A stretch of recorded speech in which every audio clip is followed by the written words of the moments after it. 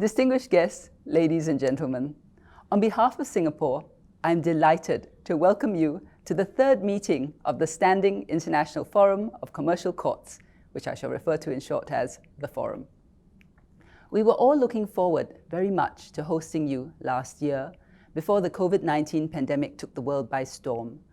While we had hoped to welcome you physically this year, the ongoing pandemic situation has made this unadvisable, or if not, impossible. We are, nonetheless, delighted that technology has enabled us to host the forum online this year. Your attendance and contributions at this online meeting speak of the incredible commitment that we share towards achieving the goals of this forum. As many among us will know, this forum was established in 2017 for three foundational reasons. First, users of commercial courts will be better served if courts work together to keep pace with rapid changes in the commercial world. International cooperation in this area is essential because commerce is increasingly international. Today, commercial courts around the world deal with similar issues and grapple with similar challenges. These include the rising cost of litigation, increasing complexity of disputes, concerns about delay in proceedings, and rapid developments in technology, just to name a few. This forum allows us to share our experiences and solutions, collectively refine our ideas, and develop international best practices. The second reason for this forum is that together, courts can make a stronger contribution to the rule of law than they can separately. With the internationalization of commerce, the rule of law has become critical, not just within our jurisdictions, but across jurisdictional boundaries.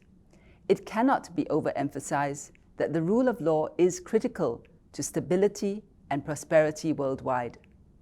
After all, stable legal environments are vital for commerce, for they provide the bedrock for investor confidence and the impetus for parties to deal fairly with each other. Third, the forum provides a means of supporting developing countries in offering effective means for resolving commercial disputes. This will, in turn, increase their attractiveness to investors. As already alluded to, a functioning and efficient commercial dispute resolution system is integral for attracting investment, which depends heavily on the protection of property rights and the enforcement of contractual obligations.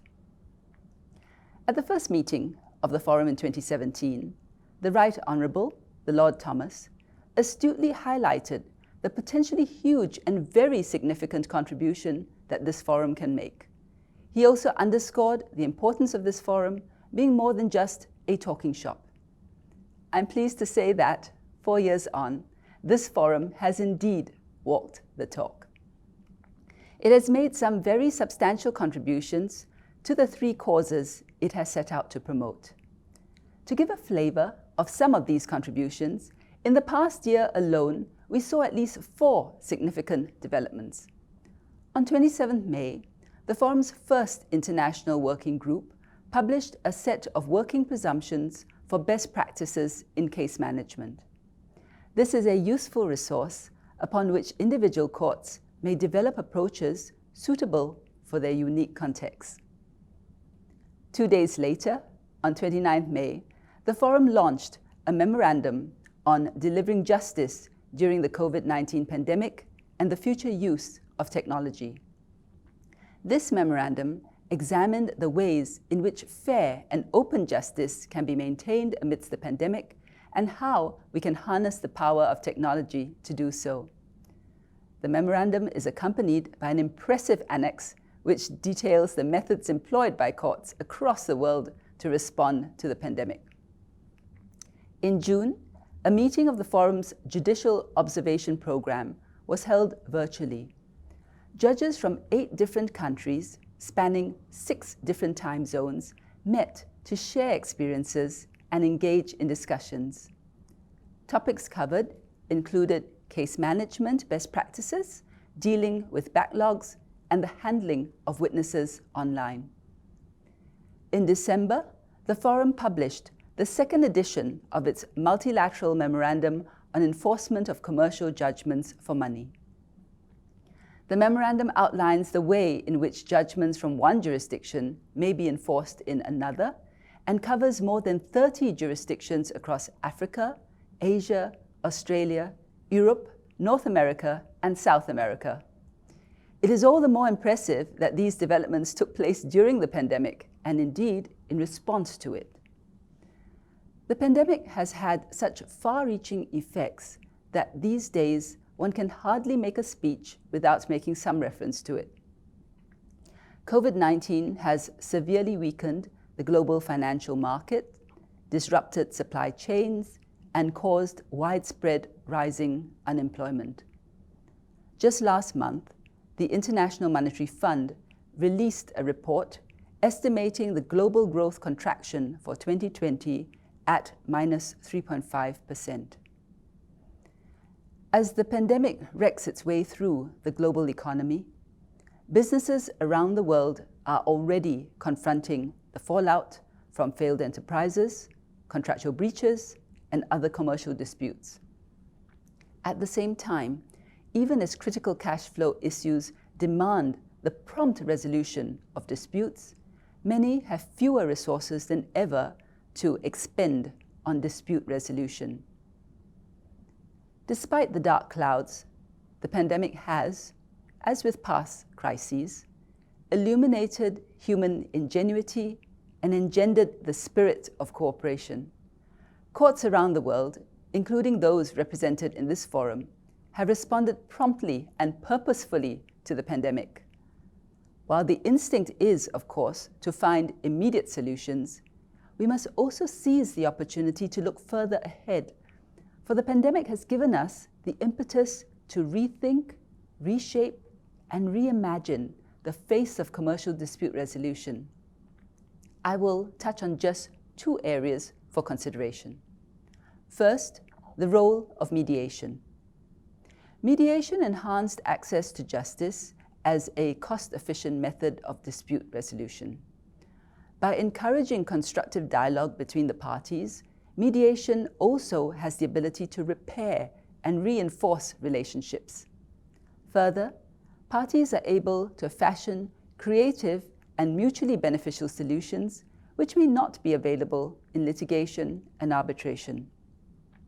We in Singapore recently experienced these benefits firsthand. When COVID-19 disrupted the Supreme Court's hearing diaries, the court promptly collaborated with the Singapore Mediation Centre to roll out an initiative known as the SG United Mediation Initiative. The mediation services provided under this initiative helped many parties to resolve their disputes amicably and at a far lower cost. At the same time, it reserved judicial resources for cases where adjudication would be more appropriate, thus facilitating the optimal deployment of such resources. At the international level, there is now greater impetus to utilize mediation for resolving commercial disputes.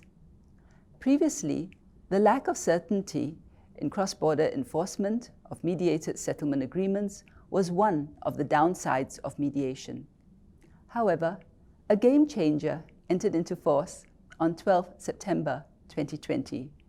I speak here of the United Nations Convention on International Settlement Agreements Resulting from Mediation, also known as the Singapore Convention on Mediation.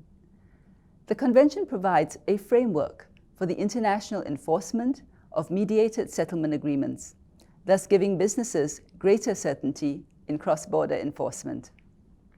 The Convention now has more than 50 signatories, including 2 of the world's largest economies and 3 of Asia's largest economies.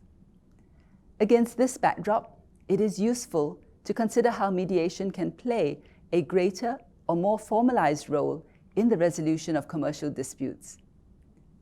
The second and final facet I will touch on concerns the use of technology. Technology has been an excellent enabler in our pandemic response. The most noticeable change in this regard insofar as courts are concerned, is the rapid pivoting to remote online court hearings. This enabled courts to continue resolving disputes when the pandemic precluded physical court attendance. Of course, remote online hearings have introduced a separate set of issues. These include the possibility of witness coaching, difficulties in ensuring open justice, and the need to ensure that those who are less technologically inclined or equipped will still have access to justice. In the face of these issues, the work of the Forum has only become more important. It is vital that courts around the world come together to discuss and share ideas on how to best meet the challenges brought by technology. The now ubiquitous use of video conferencing technology does not, however, mark the endpoint for using technology in court processes. Technology can certainly be further leveraged in the pursuit of justice, and in this regard, it is very timely that the Forum will be discussing issues relating to blockchain technology, artificial intelligence and big data, as well as their roles in the justice system. Putting our heads together is an excellent way to explore the untapped transformative potential of technology while keeping a keen eye on attendant practical and ethical considerations. Let me conclude my remarks by wishing everyone a most productive meeting and the very best of health. Thank you.